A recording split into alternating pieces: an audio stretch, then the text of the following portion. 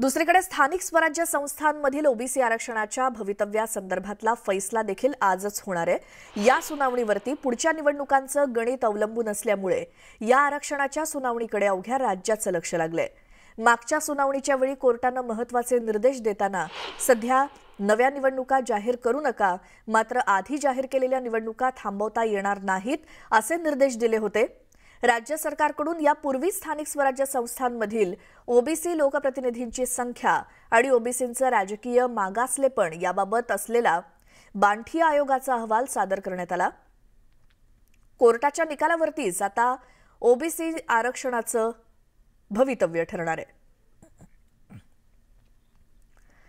आमचे प्रतिनिधी प्रशांत लीला रामदास आपल्या सोबत आहेत फोन लाईन वरती। प्रशांत, आज सुप्रीम कोर्टामध्ये राज्यासंदर्भातल्या 2 महत्त्वाच्या सुनावण्या आहेत, त्याबद्दल सुप्रीम कोर्टामध्ये आज 2 महत्त्वाच्या सुनावण्या। एक तर शिवसेना विरुद्ध शिवसेना जी राजकीय लढाई सुरू आहे त्याचं मुख्य केंद्रबिंदू आता सुप्रीम कोर्ट असणार आहे। गेल्या अनेक सुनावणीमध्ये जर बघितलं आपण अवकाशकालीन खंडपीठातून म्हणजे जस्टिस सूर्यकांत, जस्टिस पार्टीवाला यांनी त्यांना कुठल्या प्रकारचा दिलासा दिला नव्हता। त्यानंतर राज्य सरकार देखील स्थापन झालं होतं आणि त्यानंतर जर बघितलं तर आता त्यानंतर जस्टिस रामण्णा यांनी 3 सदस्यीय खंडपीठ स्थापन करण्याला सूचना दिली। त्यानंतर आज त्या संदर्भात सुनावणी होणार आहे।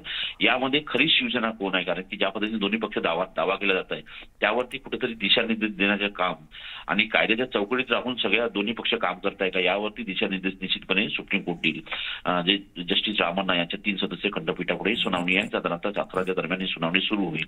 पण दुसरीकडे एक अत्यंत महत्त्वाची सुनावणी म्हणजे खास करून ओबीसी आरक्षणाच्या संदर्भात आतापर्यंत ज्या पद्धतीने राजकीय आरक्षणाच्या संदर्भात वारंवार सुप्रीम कोर्टामधून राज्य सरकारला निवर्तमान राज्य सरकार जे उद्धव ठाकरे यांचं होतं त्यांना वारंवार यातून झटके मिळाले होते। त्यानंतर कुठेतरी बांठी आयोग तयार करण्यात आला। त्याच्या आधारावरती जो कमिशनचा जो रिपोर्ट आहे इम्पिरियल डेटा संदर्भात तो डेटा आता दाखल झालेला आहे आणि त्यावरती ज्या पद्धतीने मध्य प्रदेश सरकारला दिलासा दिलेला आहे आज सुप्रीम कोर्टाने जस्टिस खानविलकर, जस्टिस ओक आणि एक तिसरे जस्टिस या 3 सदस्यीय खंडपीठाने ज्या पद्धतीने सपोर्ट पाठिंबा दिलेला आहे किंवा निर्णय दिलेला आहे ओबीसी आरक्षणाच्या संदर्भात निवडणुका घेण्यासाठी मध्य प्रदेशामध्ये, त्याच धर्तीवरती महाराष्ट्र सरकारला देखील दिलासा मिळतो का हे पाहणं आजच्या सुनावणीमध्ये अत्यंत महत्त्वाचं आहे। त्यामुळे सगळ्यांचं लक्ष, कारण आगामी निवडणुका ज्या आहेत नगरपालिका असो किंवा जिल्हा परिषदच्या असो या स्थानिक स्वराज्य संस्थेच्या निवडणुकांमध्ये अनेक लोकांचे डोळे या निवडणुकांमध्ये त्यासोबतच सुप्रीम कोर्टाकडे लागलेले आहेत। बिलकुल, धन्यवाद प्रशांत या सगळ्या माहितीसाठी।